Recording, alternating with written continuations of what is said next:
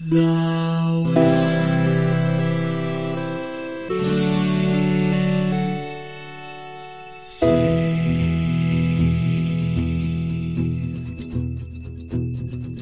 The living room's dark save for light being cast from the big TV screen and the imminent sunrise that's teasing the one starry sky with whispers of morning.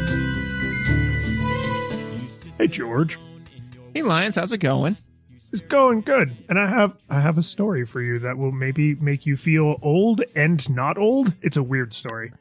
I like story time. Yeah. So this actually is going to roll right into what we played. So we played Pokemon Stadium, the Nintendo 64, and what was significant about this game is that you could shove an entire Game Boy into the back of your controller. I think that was how it worked. Just the entire Game Boy, just shove it right up there. And then you could take your Game Boy Pokemon and you could put them into the N64 game, and then you could do your dog fighting in 3D, right? That was like, That was the big hardware thing. Nintendo loves to do like quirky hardware things. So my 9-year-old was talking to me about Pokemon. We were essentially playing like Guess Who or 20 Questions, and the category was Pokemon, right? So like, then we just started talking about Pokemon, and I said, oh, in the old days when there were just like 150 Pokemon, you had to take your Game Boy with your Pokemon over to your friend who had a different Game Boy, different Pokemon, and then you had to connect a physical cable to transfer the Pokemon back and forth because your game only had some of the 150 and their game only had some of the 150. So it was like a fun way for you to, like play Pokemon with your friends.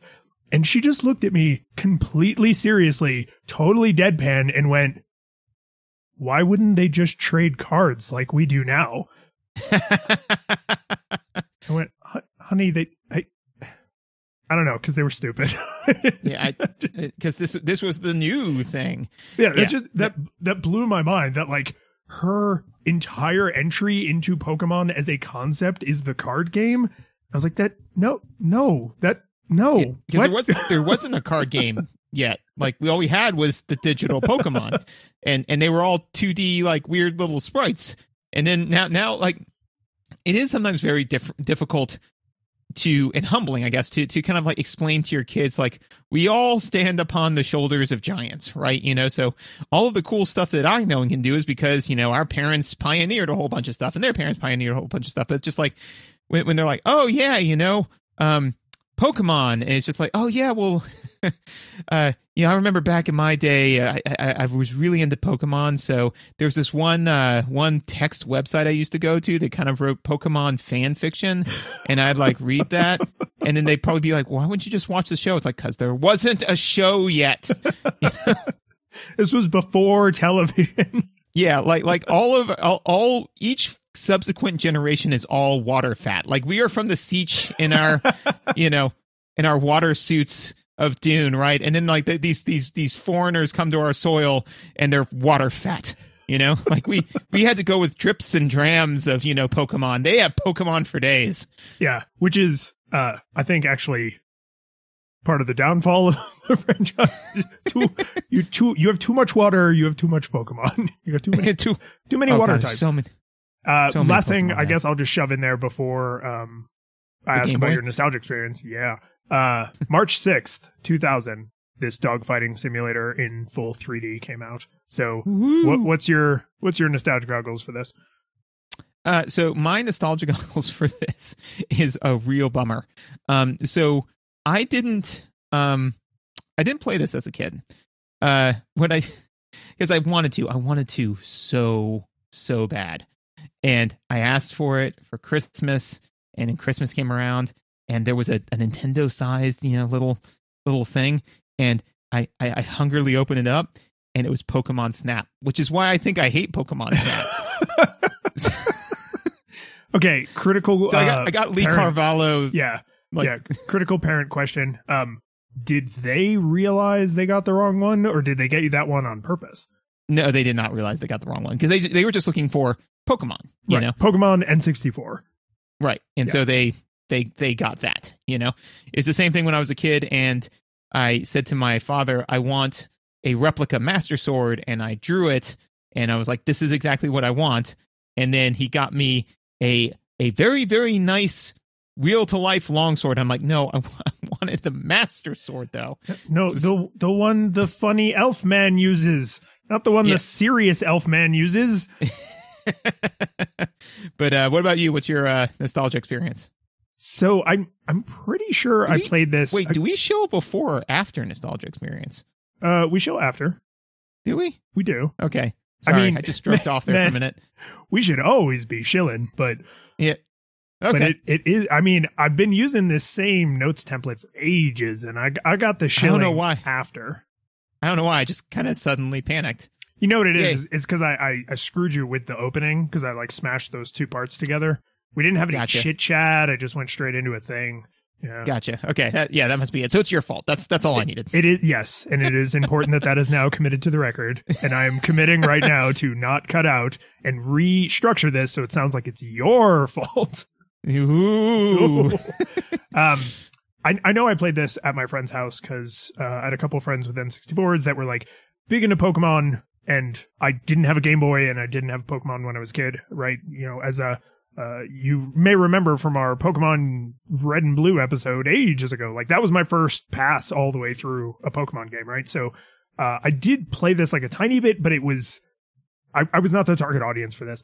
The question I have for you though is, am I crazy, or did those like weird McDonald's kiosks have Pokemon Stadium? I know they had N64s. I don't remember. Okay. I know they had N64s, and I know they usually had like Mario Kart, right? Like things that you could pick up and play for like a second, but this game would fall right into that. Like you could totally, while your parents are getting your, food, or while they're trying to eat and they're like, go play, you could totally get in a couple, like a cup or a round of Pokemon Stadium. So I was like, oh man, was this a McDonald's game? That sounds insulting. I don't mean it to be insulting. Well, yeah, and especially with the mini games and stuff, like you could just pop that right in and play a round or two and just anything that keeps the kids quiet. Yeah. Go away so I can eat my nugs. Okay. Nuggets. That's what the youth call them. Yeah, I'm with you. It hit my ear a different way, but that's okay. I'm not immature. You're immature. Oh no, it sounds absolutely terrible, and I am sorry that this has happened. No. Oh no! So now we shill. Now we shill. Yeah. Now we shill. So if you're into nugs, you can subscribe to the show to get more nugs. Oh God, I gotta stop. It's horrible. Yeah, no, it's like it every time you say it, it sounds like I'm being kicked in the nugs. And by of course I mean nuggets, my chicken nuggets. Getting kicked in the nuggets. Ooh, and it's like the middle of the day, stone sober. Like this is just how we are as human beings. The problem is, in the pre-show, we were talking about Aqua Teen Hunger Force, and just talking about it gives you a contact high. That's true. Yeah. That show is potent. I don't want to break the law, but I would kill somebody in front of their own mother for a 10-speed. 10-speed bike. Yes. I get that. That's fair. Yep. Yeah, if you're into this, make sure you subscribe. If you want to request or recommend games, you can do that through the feedback form on the website. We also have Discord where people can come in and make requests. We try to focus entirely on requests, so make requests. You can find links to things like social medias and the Twitches and all that other crap all in the show notes. If you want to go above and beyond, you can leave a rating and review, which is great, but better is to just recommend an episode to a friend. Find a friend, find a game you think they'd like to hear an episode for, and send them that link. It's not hard, and it's good, and that gets them in the door. If you want to go really crazy, you can support us on Patreon, and everybody who supports at every level gets the after show, including the whole backlog of after shows. But if you support us at a high enough level, we will shout you out on the show. So first, we need to thank our 4-bit portables, David, Jacob, Joshua, and Keith, our 8-bit classics, Yarno, Jason, John, and Kevin, and our 16-bit hero, Michael. And if you give us $1,000, I will create an 8-hour D&D game that Lions and I will play with you. Yay! You know what? Let's just call it what it is. Yay! Yeah, yay! More Dungeons and Dragons. More Dungeons and Dragons. And if you stay for the after show, I will describe to Lions how Dungeons and Dragons has completely taken over my life. Remind me in the after show, there's something about what are they calling it now? Is it D&D 50th anniversary edition or whatever? 1, D&D 1? I don't know. That was the internal play. We will talk. This will be the after show probably. Is more D&D stuff. All right. So are you ready to talk about the audio visuals for Pokemon Stadium? Yes. Do that. Talk about them. This must have been an absolute revelation at the time, right? To go from the 2D completely static 4-color Game Boy sprites, even the Game Boy Color ones were still very simple, beautifully rendered, but to go to like 3D, colorful, animated, they move, they roar, they attack. You can hear them making all their dumb noises and stuff, but not like the terrible Game Boy speaker dumb noises. Like this must have been an absolute revelation. And I say that in full awareness that we usually don't spend a lot of time on like, oh, wow, imagine how good this would have been then. Oh, that means it's still good now, right? The whole point is to not do that. But I say all that to say when I fired this up and I started playing, I was just like, wow, this actually looks pretty good. Yeah. this must have felt really good to like a 12-year-old in 2000. That actually is literally my first note, which is freaking mind-bending at the time, but it held up pretty well. I mean, like, I was expecting to like log on to it and see, horrible low poly, like, oh yeah, I mean, sure, I guess that's a Charmander, but I mean, not really. But actually, like looking at them, I was like, this looks pretty good. I mean, it's not a Nintendo Switch level, but it's not so far off that I was like, I'd rather rub dirt in my eyes than look at this. And yes, I mean. And one of the things that, and I'll get into this with gameplay a little bit later, but one of the main draws for this is that it was like, and I think that why they put so much energy into the visuals is because the idea is that they had to beat the Uncanny Valley, because they had all of these sprites, and so everybody had an idea of what they looked like in their head, and so they're like, we need to fall at least as good as what people are picturing in their minds, or there is no point in doing this, Would the cartoon have been out by this point? 2000? Yeah, because the first Pokemon, or one of the first Pokemon movies was Pokemon the movie 2000. Yeah. Right? Yeah, I think that was the first one. Yeah. So that's actually almost worse because they went from crappy Game Boy to beautiful hand-drawn animation, and then they actually backslid in terms of limitations onto the N64, where it was like, no, we don't have as much power as we have when we're hand drawing them. Right, and on top of that, they went to full 3D, because what they could have done, and I guess, Fighter Z uses kind of like faux 3D, but I mean, they could have done, just more animations and kept it 2D, but made it more beautiful, but they were like, nope, we're going to do it full 3D. And honestly, again, in typical Nintendo fashion, and I speak about this a little bit later, is that like, there's the 7 core aesthetics, and they kind of said from the outset, it seems like that one of the core aesthetics for this game is going to be visuals.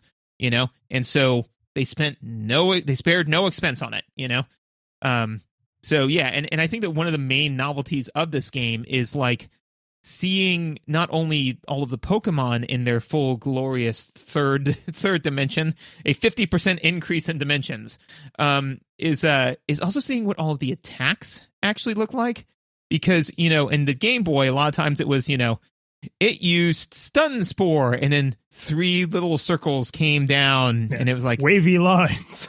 Yeah, wavy lines, or sometimes it was just like noise, and it moved 1 pixel to the right and then back. Yeah, the sprite flashed.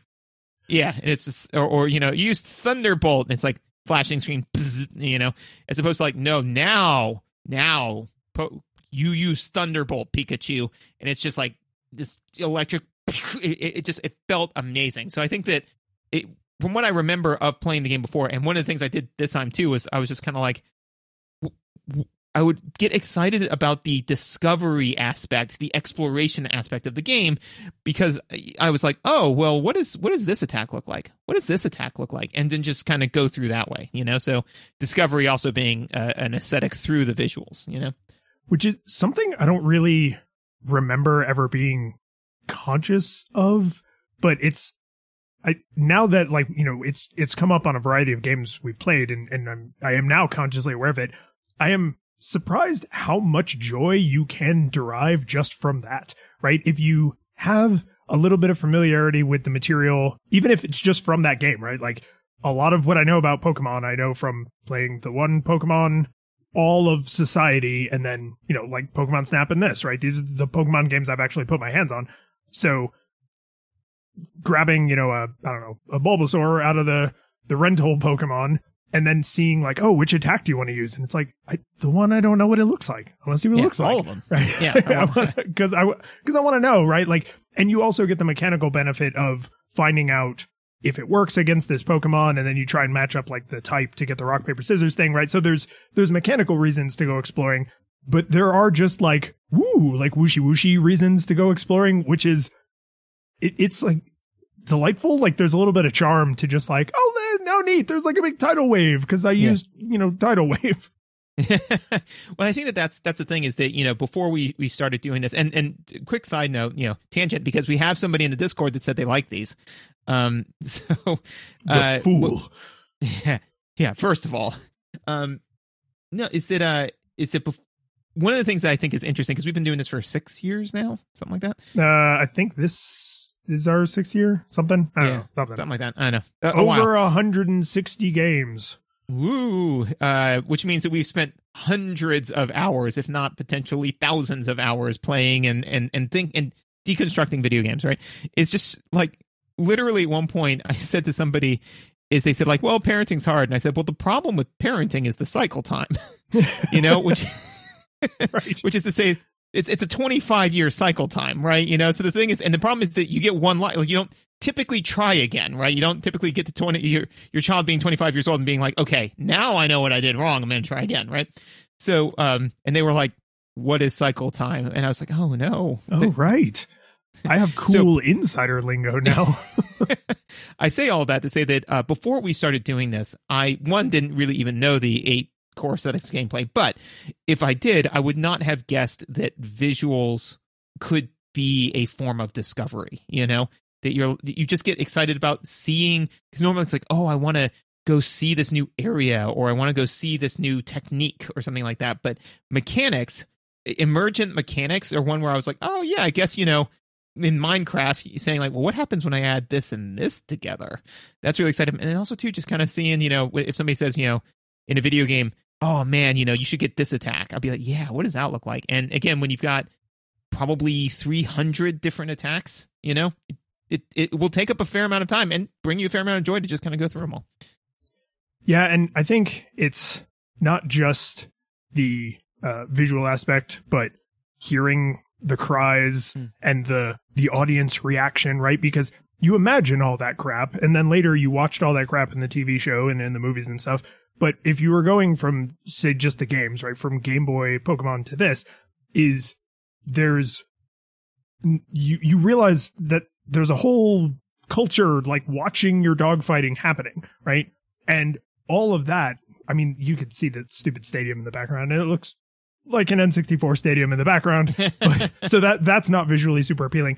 But you do get the extra emotion of, what does this attack, what does a thunderstrike sound like, right? It's a big like kaboom, and like, you hear the whoosh when like tidal wave washes over, and the like, wobbly, almost theremin-esque noises when you use like a lot of the psychic attacks, right? But there's also the announcer, which I will have some specific comments about, and the crowd, right? So there's like it's like you don't just take off the blinders, but you also take off take out the earplugs. So the whole world kind of expands. And I think it's critical that pretty much all the visual exploration and like visual flourishes are focused on what you're doing, because that is where your attention is supposed to be. But you get all of this kind of sound design flourish that is like, right, but there's a whole, like, this is a competition and I'm in a stadium, and this is like, I'm not just out in the wild being harassed by bug catcher. This is, we're competing. This is a sport of dogfighting. This is the gentleman's sport of dogfighting. Right. No more of this podunk, like random bug catcher wants to fight his dogs. Like I'm only dealing with professional ones, like that's important, because that means that they've fought a lot more.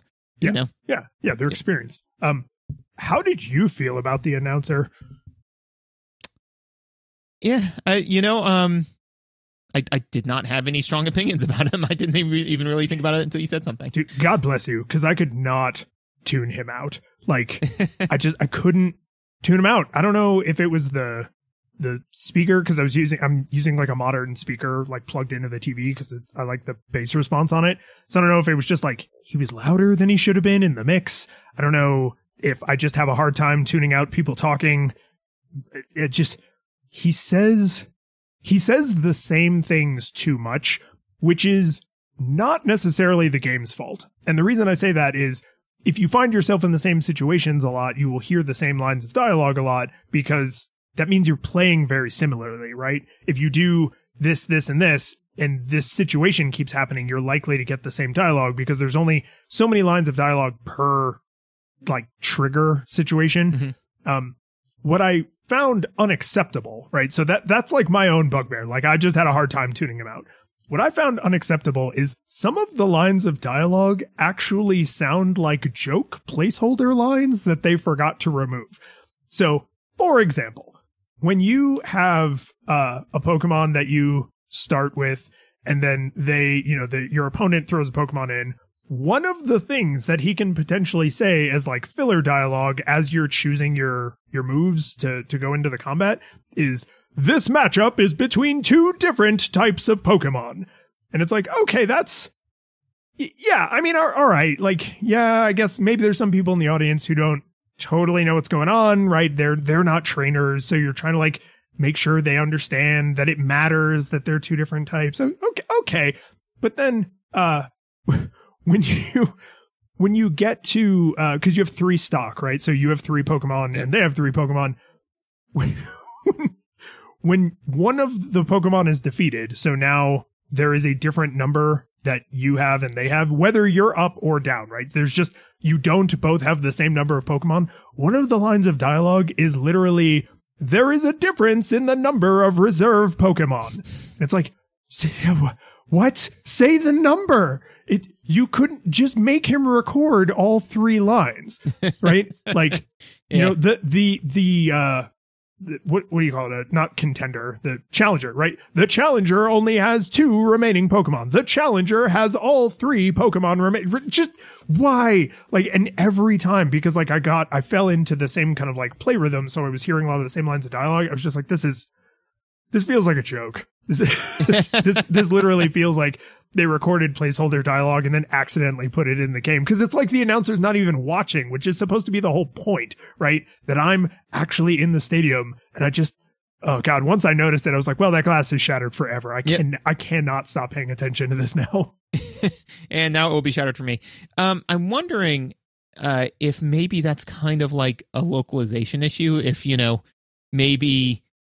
Because if they made it in Japan, even though like they had to localize it to here, right? Is it if the phrase, there's a different number of Pokemon like meant something a little bit more, and then they only had so many files they could populate, so they only had the one audio file for that. So they said like, oh, I guess this makes sense. You know what I'm saying? Yeah, I mean, at this time in history, different versions of games shipped only with their localized audio, but I would accept that there was just a translation problem. Like they wrote the announcer dialogue in Japanese, and then when it was translated to English, it just didn't come across great. Because I mean, it's incredibly hard, right? Localization is one of the more difficult parts of making a video game. So I will accept that as an explanation. It doesn't change my inability to tune it out. Oh, which was very frustrating, but I think that's reasonable. You know it's well taken, but it's kind of like one of the things I always thought was interesting is in one of if not several of the Dragon Ball Z video games, Imperfect Cell and Perfect Cell have the same voice, and that's because they had the same voice in Japanese, and they only had like one set of but in the English files. Version, each transformation has a voice. Right. So, it's just weird when, Perfect Cell's like, no, you got me. And it's just like, that's not what he sounds like. That's not what he sounds like at all. What are you doing? And that's interesting that at translation time, they didn't rectify that, right? Like, I wonder if it was literally a programming reason. Like, well, this model is linked to these sound files. We can't, in the localized version, have an entire new voice just for this character model, because these 2 character models share the same like set of voice clips. But right. I'm 100% with you though, right? Is like that would be equally just like Yeah, like what do we do now? No, actually, I think that you know, because when you said like, what did you think of the announcer? I'm like, I didn't think anything. So I went back and listened to it again, and I think it's because I actually do have a very strong ability to tune that sort of stuff out. You know, because my brain just says, I'm super jealous. yeah, my brain just kind of says like, not pertinent information, and then it just stops hearing it. And also, I've got the troglodyte ears anyway, so this is the this is the downside of your curse. You know, that's the problem with having a high perception check is you can see a bunch of stuff, but you can't unsee a bunch of stuff. I say all that to say that, yeah, you know, it to me it sounds a lot like, and it falls into the same category as the announcer in like Smash Brothers, where every time he goes like Luigi, it's like I know I put him on the thing, you know, I can see the character model right there, you know, but I just don't even hear it, you know. So yes, though, if once you do start paying attention to it, it is a bit of a mess. Yeah, and I'm more put out by the weird placeholder dialogue than the repetitiveness, because I get the repetitiveness, right? Like I can kind of wave that away, but there were times where it felt like he might as well have been saying like, "You are playing Pokemon Stadium." It's like, yeah, yes, thank you. But that I don't have to crap on that anymore, because the other sorry, one noise, one of the things that they should absolutely do is push it, if they, you know, when they port it to Switch or redo or whatever, push it in the other direction and be like, "You are playing Pokemon Stadium. You are a human being on the planet Earth," you know, and then just like populate in like random, clearly obvious but non-germane facts, like, you know, "You are on the Earth hurtling around the sun at thousands of miles an hour," you know. Like, I think eventually, like, maybe there's a random chance every 20th one of those it has to say something that's like demonstrably false, but stated with equal confidence. Yeah. Like, especially something really ominous, you know, like, "The time of your death will be 4 years from now." You know? You would definitely want a bunch of those, because you would want it to go up and down randomly, yeah, like each time it came back to that. Well, and especially for that voice line, there should only be like a 1 in 10,000 chance of it happening. So like only one out of every friend group has heard it, and they only heard it the once at like 2 a.m. No, I swear to God. And it's like, okay. So yeah, sorry, that's what they should have done. I don't know why they didn't. Yeah. Sorry, you were going to say something else about audio. Oh, that in the mini games have a bunch of sound effects that are unique to the mini games. This game has mini games, and some of those sound effects are a choice, but the one that definitely stood out to me the most, because I mean they're very cartoony, right? They're Mario Party style mini games, and they have silly things, so there's like silly cartoony sound effects. But the one that stood out to me is one of the mini games. It's how do you pronounce it? Lickitung, the one that's like got the big, right? So you're at like a Japanese style sushi bar where the sushi comes out like on a conveyor belt, you know, you would take the plate off, and you are competing to eat the highest total dollar value of sushi. So you have to not just eat sushi, but the most expensive sushi. And every time you stick out your tongue, it makes such a noise. And because there's 4 Lickitungs and you're all trying to eat sushi as fast as you can, you just, like, it's because that game's actually kind of fun. It's one of the better mini games because it's like kind of frantic, but it's sort of hard to screw up, and there's a lot of opportunity to, like, you know, elbow the other people, and it's like, no, you know, you took my salmon roll or whatever. But sound. Yeah, that. The weird thing though is I'm trying to wonder now, like, because I don't know that there's a great repetitive sound effect for sticking your tongue out, you know. No, and it's not a realistic sound, right? It's not like a wet like meat sound. It's a cartoony, like, brung. Yeah. No, it's and I feel like that might have been a situation too. So one of the things I'm working on right now is writing this, you know, big gigantic D&D, you know, game, as we discussed, and like literally there have been times where I've got, you know, 20 hours to write this D&D thing, right? You know, and I'll spend an hour on something where I'm like, no, and then all of a sudden I'm like, I have to move on. Nobody's going to care. Like, nobody cares about this. I care. And this doesn't really make sense, but there's a 2% chance that they're even going to find this thing, much less than a further like 0.2% chance that they will notice this mistake. So whatever, right? So, but I do feel like I could just see myself with this, you know, lick a tongue one, with it being like, you know, George, you have to move on. You can't keep trying to optimize this lick a tongue noise. I'm like, no, we just, it sounds not weird right yet. though. Yeah, it's not right. But yeah, it's like, dude, it's a mini game. Like, we're just throwing these mini games in for fun anyways. It's like, no. So, yeah, no. And honestly, we'll get into it more in gameplay, but I liked the mini games. I thought they were fun, but yeah, that's, you know, it's a choice. I got one other thing for audiovisual, and then I'll be done. You got anything else? For audiovisual, it just the main thing for me is that, again, with this game, like with many other of the Nintendo 64 properties that they're very fortunate for, you know, very, very cartoony animations, very cartoony colors. They very well, you know, leaned into that, which is what I think made this video game hold up so well. And I know that Super Mario 64 was like the lead title, and this came out 4 years later. Yeah, actually, it's weird to think that the gap is that big, but it is. Yeah, so, you know, I mean, they had a lot more time to get better with the hardware and better with the programming and better with all that. But again, just the fact that, you know, it can kind of look like anything, you know, help them a lot, I think, to make it hold up. So. Yeah. To that point, you can feel where they did put that obsessive, I have to get this right attention in the friggin' death animations.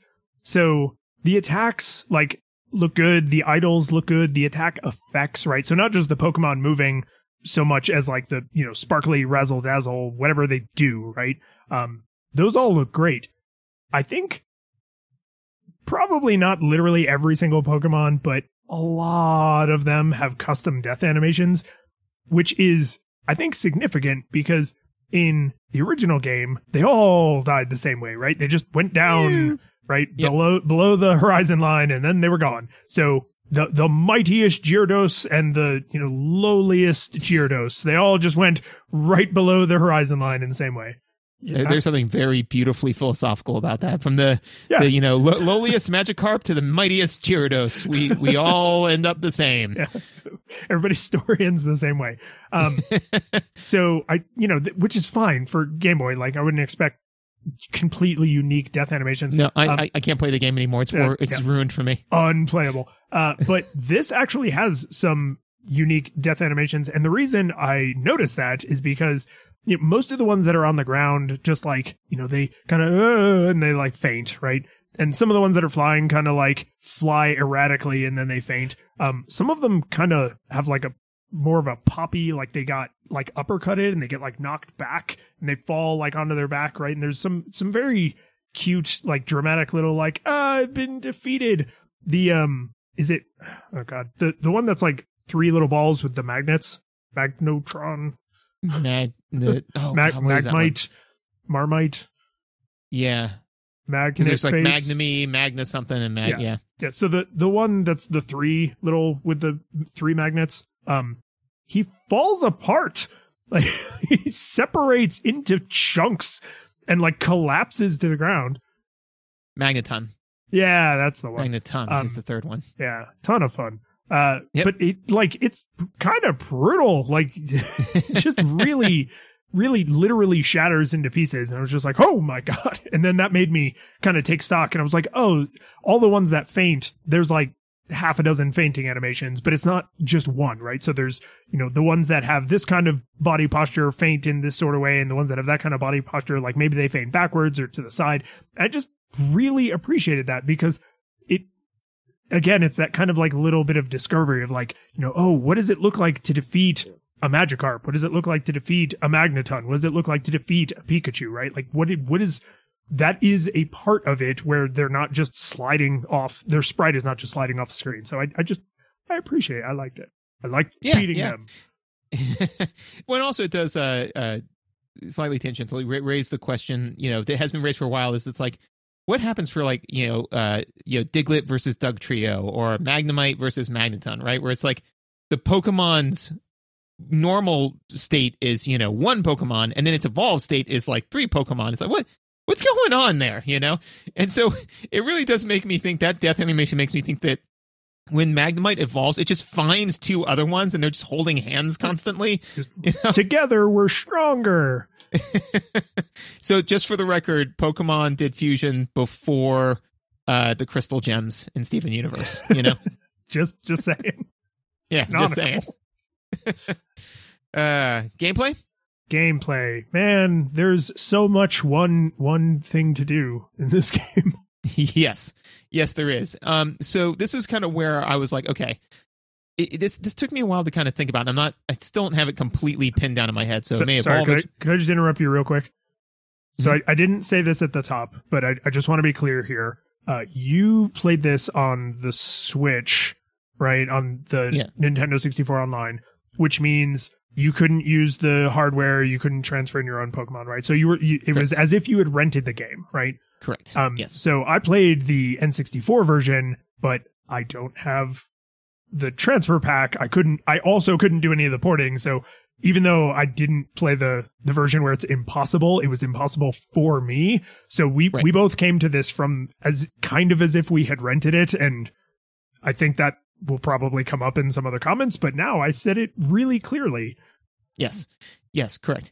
So one of the things that I think, and again, like I'm still kind of thinking this through in my head, and so it's still kind of forming, but is that this is sold as like, oh, it's Pokemon Stadium, it's like Pokemon, red and blue, but man, it's all super 3D.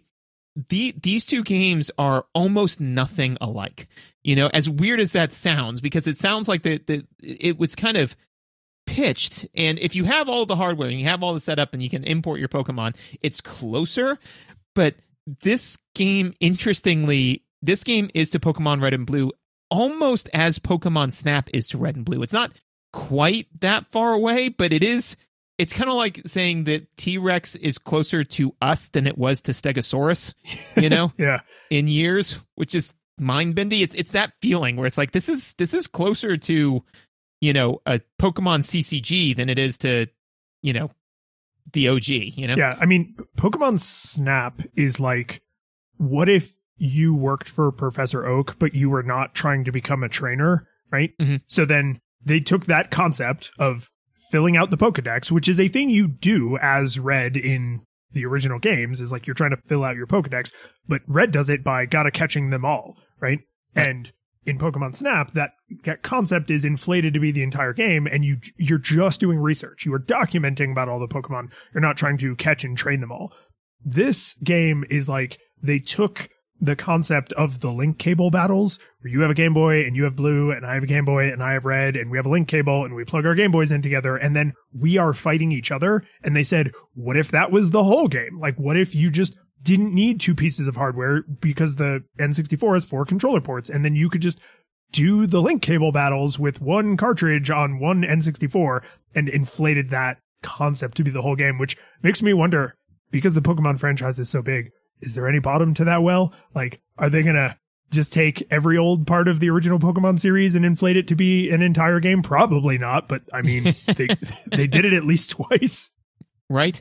And it is very interesting, like how that. Oh, wait. And Pokemon Go, they took the walking around part and made that the entire game. Which, by the way, still play that with my kids, man. Still, it's great. It's still going strong. I still, some of the gaming blogs I follow still post articles about it. I'm like, this is still in like the public consciousness. And all this is true. So I think that that's kind of one of the things is that, to kind of compare this to Pokemon Red is to me the interesting experiment Pokemon Red and Blue, right? First gen. So like I kind of looked at it, through this part, through like the 7-8 core aesthetics, right? And I thought that the difference is, so like one of them is so where it's different, right? So discovery is the same for both, right? Like you're discovering new Pokemon and all of this new kind of stuff, right? The way it's executed here, though, is really interesting because instead of discovering new Pokemon, you kind of have access to all of them because you rented your Pokemon, right? So that's not the discovery, but discovery is, the cool new visuals, as we kind of discussed before. So they still managed to capture that. one of the ones I'm interested in your thoughts on it is that, to me, okay, put in that expression, right, is one that was a core aesthetic in the initial one, I would argue, because you built your Pokemon lineup, but you trained them the way you wanted to train them. You could evolve the ones you wanted to evolve. You didn't evolve the ones you didn't want to evolve. You taught them the techniques that you wanted to teach them. None of that's here. So you don't really get to express yourself, you know? Well, again, this is where you and I were limited, is none of that's here unless you also have a Game Boy and a copy of the game and the transfer pack, which, to be fair, the original game did ship with the transfer pack, so they should be together.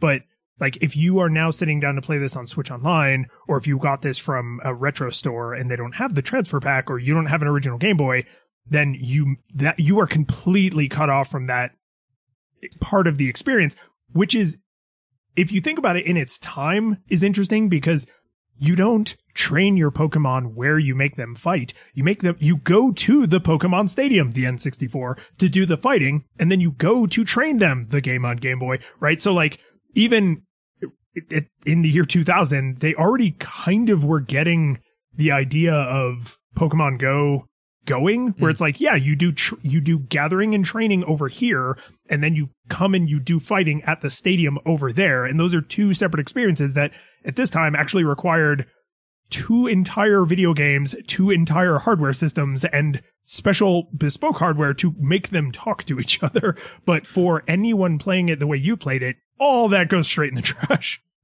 Right. And that's the thing. And that's kind of why I focused mine more on, because like, and this is kind of where it breaks our formula a little bit, because it's like, we are evaluating this game on its merit, not this game augmented by another game, you know, because like it just, when you were talking, it made me think of, you know, like, this is my gun. There are many like it, but this one is mine. Without me, my gun is useless. Without my gun, I am useless. You know, like it's just like the, you know, there are many Pokemon stadiums, you know. I say that to say that, yeah, I mean, a lot is added to the game, but I would still argue that the expression happens in Pokemon Red and Blue, and then once you import it, the expression part's done. You have expressed yourself or you have not. And then the part where you play it in the battle, like that's a different thing. You know, like the expression is through the building, not through the attacks, you know, and actions, right? So again, so this is one of the ones though that I really want to get your feedback on, which is that, again, you know, game as is, right? Less the Pokemon. I would make the argument that Pokemon Red and Blue, one of its main focuses was challenge as a core aesthetic. And I don't think that exists in this game. Because it's a rock, paper, scissors generator. Once you in the original game, part of it was the fact that it's like, okay, I want to get a high level Pikachu. So that means I sometimes have to use Pikachu in non-ideal circumstances because I've got to level him up. Otherwise, I'm going to run out of places to mine experience, right? So there was some challenge there in, like, you know, using Geodude against this other guy and all that sort of stuff. There was challenge there. In this one, it's a rock, paper, scissors generator. Like, I know how to play that game. There's not a whole lot of challenge there, you know? So I think that's true. I think part of the problem is because this is the Game Boys link cabled together, inflated to be a whole game, you're supposed to be playing against another person. Because right. I agree with you completely. The reason I heard those same lines of dialogue so much is because I found a formula that worked and stuck to it, right? So, and I don't know all the types. I don't know all the type matchups. When we played Red and Blue, I actually used the chart because it comes with the game, right? It's in the book. Yeah. So like, I used the comparison manual, but I didn't do that for this because I didn't even have to. I was like, oh, I can just, like, all these Pokemon have the good techniques, right? Maybe not the worst ones or the, you know, the most broken ones, but like they have, you know, the good techniques that a Pokemon of this level would have. So I'll just use those. And I think of the probably dozen tournaments I played, I think I lost one. Like, I lost a few fights, but I think I lost one tournament because I just found a rhythm that worked. And I was like, oh, because I'm playing against the computer if I was playing against my buddy would not allow this. They would choose, the correct rock, paper, scissors to combat me just throwing rock over and over and over. Yeah. Well, and also too is that part, just like with rock, paper, scissors, is a lot of times it's just if it's rock, paper, scissors, but somebody throws first, so Right. so it's just like, all right, rock, paper, scissors. I'm going to throw rock. Okay, well now I'm going to throw paper. So again, so to me, like that's not challenge. And again, that's not what this game was made to do. To your point, the game was made for you to import your Pokemon. And again, I think that one of the core aesthetics is the beautiful visuals now in 3 dimensions. Like that's what they're selling on. So one of the other things you point on is that Fellowship, right? And I would argue that Fellowship is optional in the first game and necessary in this game, right? So it's big time. Fellowship is an interesting core aesthetic because there are some of the games we played to play with other people. Borderlands being a great one, where it's just like, yeah, man, Borderlands is more fun when you play with other people, but you can totes play it by yourself. Pokemon, you can play it with other people, but you can totes play it by yourself. This one's like, no, if you're not playing it, we've played a number of games where it's like, if you're not playing it with another person, it is no fun. A lot of brawlers are like that, where it's just like, man, yes, you can play it by yourself, but that's not what you're supposed to do. Same thing with most versus games, So I think this is where Nintendo continues to trip me up, especially recently, because this is their answer to all of the 3D fighting games of the late 90s, right? This is their answer to Tekken and Mortal Kombat and Dead or Alive, right? All the things that were coming out on the PlayStation and the Xbox, and then, the more adult 2-player fighting games. So now you've lost 2 consumers, because 2 people who could have bought Nintendo games have now sat down to play 1 PlayStation game. So you've lost 2 Nintendo sales because of this 1 PlayStation game. So someone in a boardroom probably greenlit this project partially on the back of, oh, it's a kid-friendly 2-player fighting game. Yes, we need a kid-friendly 2-player fighting game on the N64 to compete with Tekken on the PlayStation. Right. And that's the thing, is that I could definitely see it being greenlit that way. And also, I mean, again, I wanted this game because I wanted to, it's the same, it was the exact same feeling that when somebody went, hey, it's a 3D Zelda coming out, Like, it was the exact same feeling. I remember when they said Nintendo Power, hey, Ocarina of Time, it's going to be in 3 dimensions. Because I remember holding it up to my mom, pointing at it and saying, when this comes out, I will need to buy it. Like, I need this because children have wants. I need this. Children have needs. Yeah. Like I'm not a child. I'm an adult. I have needs. This is one of them. But that being said, is so again, I'm not trying to bag on the game for like saying, hey, we're going to deliver it, because again, that's why I think they spent so much time on the visuals, because they were like, hey, we're dumping some of these other core aesthetics, like they're weighing the ship down, so we got to do really good on, and there's something to be said about a game that really delivers well on 1 or 2. One of the other ones I feel that was in the original game that was not in this one, that and I say all this to say that it kind of colors why I played the game, right? And it was interesting when I thought about it, is narrative, right? So narrative in the original game is there. Narrative in this other game is not. But so a lot of people could say like, oh yeah, Pokemon has a narrative the same way that like Mario has a narrative. And in fact, it's not very in depth. It's go around and beat gym leaders, and not everything has to be War and Peace. It doesn't. And Team Rocket shows up and they throw a wrench in your thing. But the thing is that part of the expression, the Pokemon that I chose to do, the Pokemon that I built, it was my story. Right. I was telling my story through the way I expressed myself. I was like, because I was the very best, like no one ever was. Now I'm not the very best. I'm the guy who had enough money to rent these Pokemon. Well, like that's not the fact that when you're picking them, it's literally a little dancing N64 cartridge and it says the word rental. So it's like, the default selection for getting in Pokemon into your lineup is the transfer pack, right? That is obviously what they expected you to be doing with your life. And for business reasons, but as well as like gameplay reasons, for all the reasons we're talking about. So when you go to the secondary option and it's a little N64 cartridge and it's like bouncing back and forth, all fun. It's like, hey, rental Pokemon are fun too. And you're like, they're not though. and I mean, I think honestly the effect it had for me was it didn't harsh my immediate enjoyment of the game or my curiosity about all of the discovery aspects. What it did was massively shorten the amount of time I was willing to give the game, right? Because I didn't have like a virtuous cycle of then I go back to my Game Boy and I level up my Pokemon and then I import new ones and then I go back, because, the last time I played with George, he came in with this like amazing Geodude and I just wasn't ready for that. And so like I have to go and get whatever lightning that fights Geodude and come back. And I don't know. You literally picked the worst one. Is it? I couldn't remember if that was the dead opposite. Yeah. Okay. It's actually, I think, one of the only ones that's straight up immune. It's not even weak against it. It's immune to it. Okay, that was amazing. Just well done. So I have to go get my Jackhammer Pokemon. Water. Water. Yeah. Oh, that's cute because, water and stone. I like that. Yep. Yeah.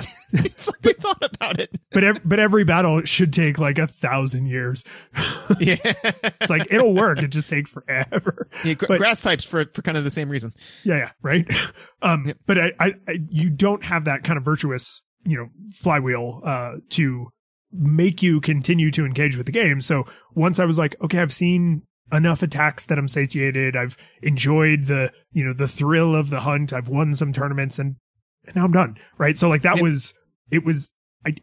it's hard to say my enjoyment would have been way higher or way lower. I don't think it would have been way higher, but it probably would have been a little higher, but definitely the amount of time, before I reached the, okay, I get it point was probably an order of magnitude shorter than it would have been if I was doing the full cycle where I was going back to my own Game Boy, then playing against another human, then going back to my own Game Boy, Yeah. Oh, absolutely. No, the experience versus like booting this game up and just kind of playing it versus, we have a standing weekend Pokemon battle. So we play Pokemon on our Game Boys all week.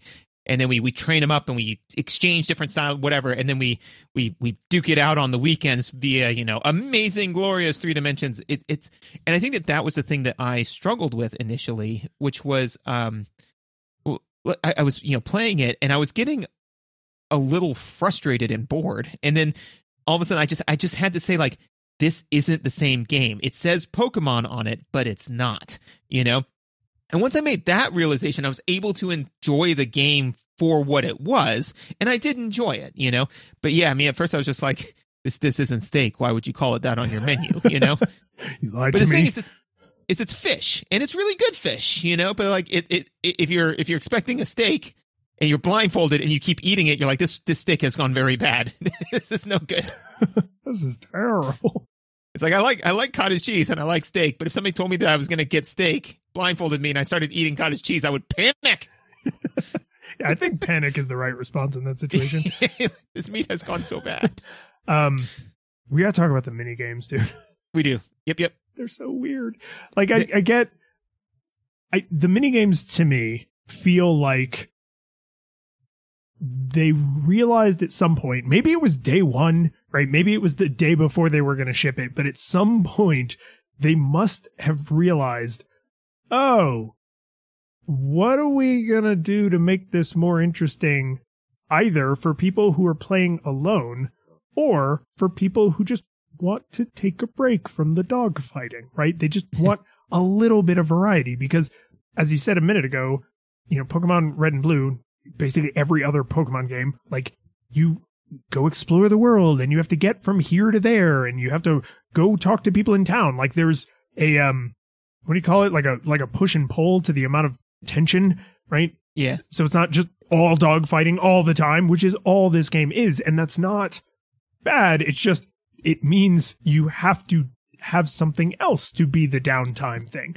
If you differences in kind, you need a difference in kind. Yes, right. In like the Mortal Kombat, the original Mortal Kombat games, in between the fights, when you were doing the tournament, there was like the dramatic like going up the mountain, right, and then up the tower and stuff, and it's not very long. In fact, I think it's only like a few seconds, but it's just a second to go like, okay. Well, and even that they had little mini games. They had like the breaking the stones and stuff.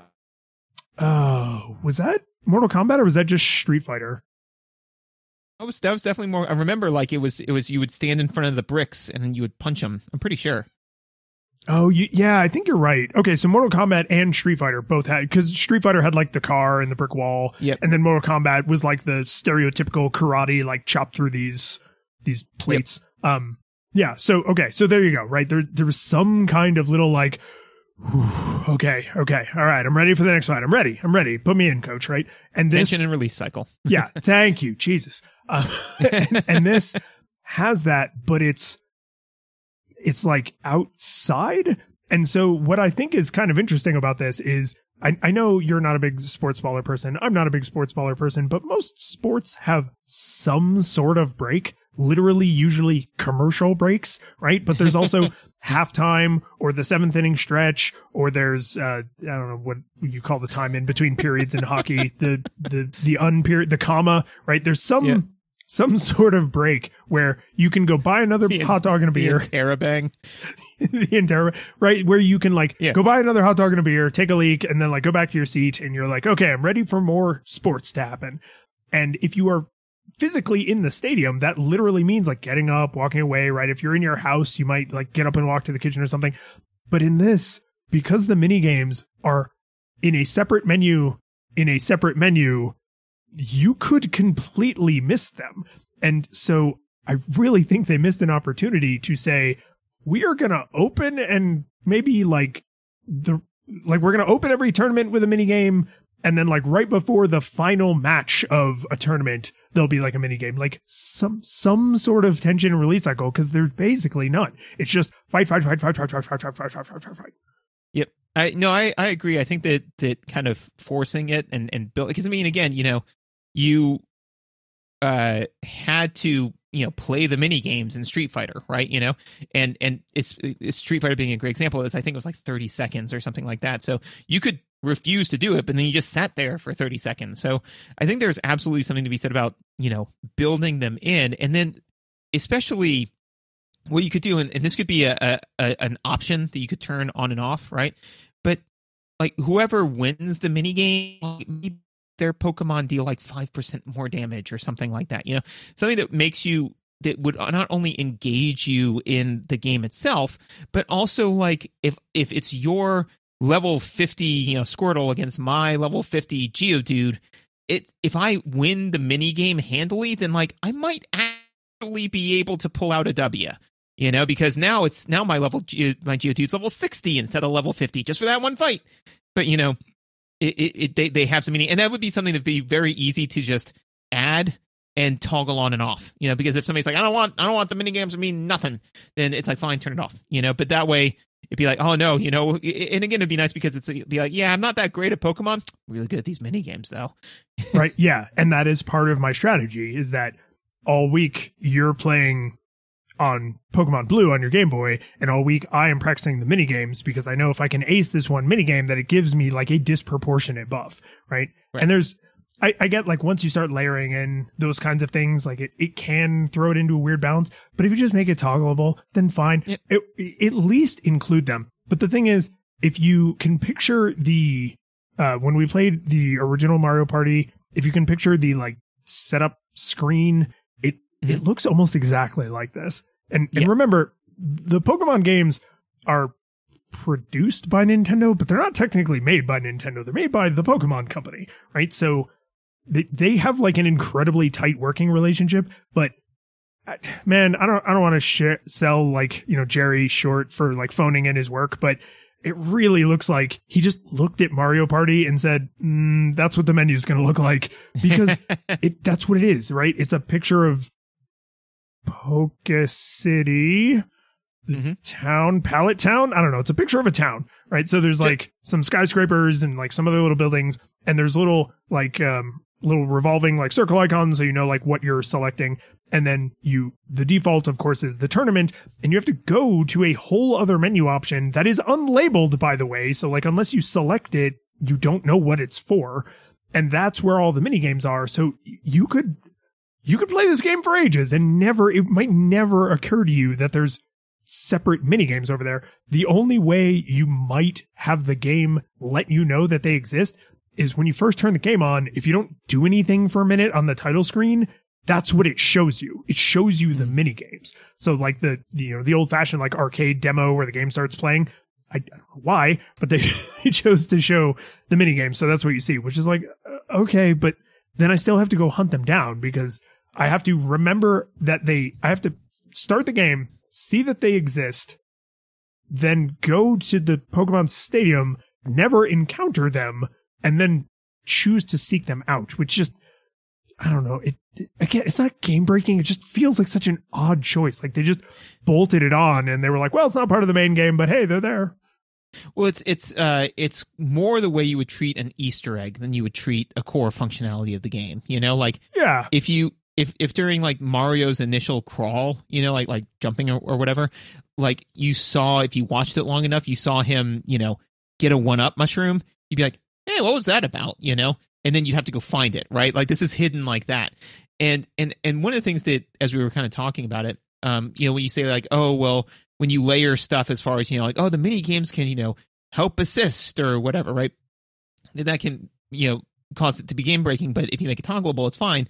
Immediately what I thought of was Smash Brothers, you know, and that's a great example of, and I think there's something to be said about games saying, hey, here's the way the game's meant to be played. But if you want to break it, here are some fun ways to break our game, you know? Because, I mean, like, how often would we turn on Smash Brothers and put maximum amount of items, all bombs, you know? Fun every time. Literally and figuratively. So, yeah.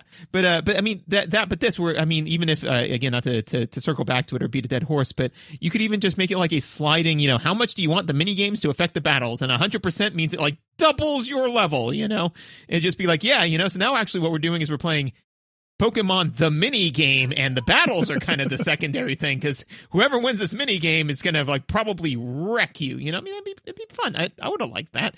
And to your point, right, is that players will maximize the fun out of your game, right? So if the only thing that you're advertising is it's Pokemon Stadium, it's Pokemon in a stadium, but you kind of know that, hey, if they do this for too long, they're going to get bored and walk away, then it's kind of incumbent upon the game designer to kind of, you know, shove some stuff in there. And again, if somebody's like, I never ever want to see these mini games, then put in the options, turn off all mini games, and then they don't shoehorn themselves in anymore, you know? Which I think what we're really getting at is concrete game design things that smart people who work at these companies definitely thought of and specifically didn't include because they had the opposite goal, right? Their goal was make people want to also have a Game Boy and a copy of Pokemon Red or Blue. So yep. if you're designing Pokemon Stadium originally, you probably are not designing this as a standalone experience. You are making it a standalone experience so that hopefully it is a foot in the door, right? Mm-hmm. So when you and I play Pokemon, like I have an N64, your parents haven't bought you an N64, but you have a Game Boy. So you come over and you plug your Game Boy in and you upload your super powerful Pokemon, and I have to use the stupid rental Pokemon, which are fine against the CPU, but they're not bespoke like your team. And then you bring in this like perfect team of legendary Pokemon and just destroy me. And then the next thing I'm going to think is I have to now get a Game Boy and a copy of Pokemon Red so that I can be the very best, like no one ever was. You know what I mean? Like this. Yeah. And I don't mean it cynically, but it's, if you are designing an entertainment product with the intention that it is tightly coupled to another entertainment product, it's hard not to sound cynical, but also, even if money was somehow not involved at all, like, it's just, this isn't supposed to exist in a vacuum. And that is now how most people are going to experience it, which is, I think, maybe unique to the games we've played so far, where it's like, well, you know, we played this fighting game, but we didn't get to play it as much 2 players we wanted. But obviously it's supposed to be 2-player. But it's like, this game was meant to include 2 entire other consoles with 2 entire other video games, plus the extra human. And that's a huge difference from how people are actually going to play it in Switch Online alone. Right. You got anything else? I just wanted to mention this one other thing, because you played N64 a lot more than me. The in the menus, like when you're choosing your rock, paper, scissors, mm-hmm. holding, like, you press, I think, A, and then you actually do like selections with the C buttons. Mm-hmm. That just, it felt weird to me. Like maybe if I'd grown up playing the N64, I would have been like, yeah, of course, use the C buttons to do stuff. But you don't really, in the kind of N64 games that we've played on the show and that I have most of my experience with, the C buttons were kind of like you could either completely ignore them or they had a very specific use, like the ocarina, right? But yeah, I just like every time I selected an attack, I had to be like A, C button, right? Like I just had to think about it, which I'm not used to having to think about the buttons I'm pressing on a video game controller. Interesting, like that, because to me it was kind of like in Doom, where like you hold R1 to bring up the weapon wheel, and then you select your weapon. Which you do with your left hand. Yeah, I guess the C buttons you do with your right hand. You use your right hand to select Doom's stuff. Can you do either? Maybe you can bring up the quick wheel on both sides. Maybe no, because the L1 is your grenade. I've been playing Doom recently. Yeah. No, I mean, maybe. I don't know. I mean, like, I'm not trying to bust your... No, I just hate the N64 controller so much. It's possible that it's terrible. Just me, like, trying to find an excuse to justify my hatred. Yeah, no, I mean, and again, I think that there's something to be said for, the fact that it's like, okay, well, I have to hold the A button, and then, like, it's not a... It'd be different if you were holding the R button and then pressing the C button. But maybe, yeah, because it's two face buttons. It's hold a face button, press another face button. Maybe, yeah, I could believe that. That is definitely more physically awkward. Yeah. One other thing that I promised Megan that I would mention is so I've been playing a lot of Doom recently, and I thought about waiting until the after show, but since we just mentioned it, I can shoehorn it in now. Which is I've been playing a lot of Doom recently, and when we played it for this show, right? We had a differing opinion about the combat shotgun, right? Because you said that you got the combat shotgun, because you start with the combat shotgun, and then you said that the minute that you got the super shotgun, the combat shotgun was dead to you forever. And yes. And I said I was a freaking surgeon with that combat shotgun, and it was amazing. So I've just finished my replay, and I tried to, like, not 100% it, but get more of the items and kind of all that kind of stuff. And after playing it for another 20 plus hours, I can, say, I've taken a deep breath, and I can say, you are f***ing outside of your mind. That combat shotgun is amazing. It is, I beat the cyber demon with that combat shotgun. It was like my main tool. All other guns were obsolete. Combat shotgun for the win. And in the after show, I'll explain why. But anyways. Did it hold up? This is fun because I actually, you have created an additional after show topic you didn't even know existed by bringing up Doom. So this is good. Woohoo! Did it hold up? So like we have had to do in the past for a lot of fighting games that we've played, brawlers, right? Beat 'em ups, like you mentioned. I think I have to grade this a little bit on a curve. So I actually ended up giving this a no nostalgia goggles required on the condition that you play it with another person. This is exactly like a fighting game. It's exactly like Smash Brothers or Mortal Kombat or Street Fighter. Like, yes, you can play it alone. And if you enjoy playing fighting games alone, you might love it, right? But if you like Pokemon and you like the idea of playing Pokemon against another person, you probably will have a similar experience if you play it alone. It'll be interesting for a minute, right? It'll be like a little like, oh, that's clever. Okay. Oh, I like the way they did that. That is fun. I'm done forever now. Right. So if you have the hardware laying around, then you probably already know how you feel about this game. But if you have Switch Online, you can't import any of your Pokemon, even if you have the hardware laying around. So like just play with another person. And I do think, like most fighting games, the vast majority of your enjoyment comes from that fellowship, right? That camaraderie experience, the kind of like you elbow them when they get you, you're not being annoyed by the announcer because you and your friend are talking over the announcer, right? Like have that experience. And I would say no nostalgia goggles required. If you are not going to do that and you're going to just play it alone, then full nostalgia goggles required, because there's nothing to it except that fellowship experience. That is the entire game, because all of the I want to be the very best, like no one ever was, porting over from the Game Boy is all gone. So you get none of that. So I wouldn't pay for Switch Online just to play this game. I mean, there's other games in the library, but if you have it and you want to try it, just for the love of God, try it with somebody else. So it's in a super position between the best and the worst. So interestingly, I'm going to go Nostalgia Monocle. Yeah, split that difference. Woo, yeah. Let's go right down the middle. Because the thing is that like it's not bad. I mean, because one of the unfortunate things with the 1, 2, 3 rating system is like Jekyll and Hyde got full nostalgia goggles, man. Superman 64 got full nostalgia goggles. Today, Superman 64. It ain't in the same ballpark. It ain't in the same league. It ain't even in the same sport.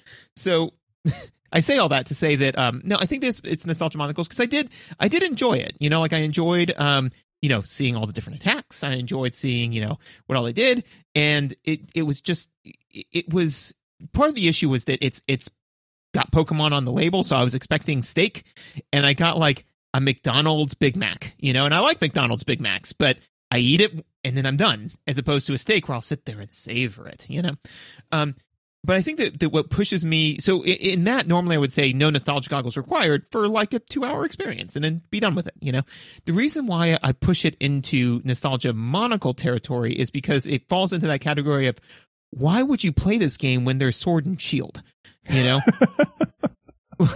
What are you doing? Yeah, because like Pokemon Sword and Shield has all the old Pokemon. It has a bunch of new ones too. So I mean, like that would be the only reason if you hate the new generations of Pokemon so much and so fervently that it ruins everything for you.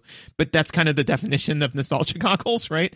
Is like the other game has all of the Pokemon Red and Blue feel of going and creating your own team and all that sort of stuff, and all of the visuals. It has them both. So go play that game instead of this game. But if you had to pick a Pokemon, this one's got a Pokemon Go. The curtain falls, the music plays, the credits roll, then it all fades to black, and you're left by yourself.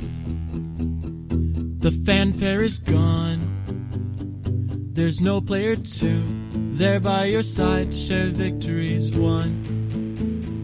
But as you slowly progress down the hall to your bed, a few great events leak back into your head from the time that you spent traversing the land, battling evil, fighting the darkness, just sword in hand.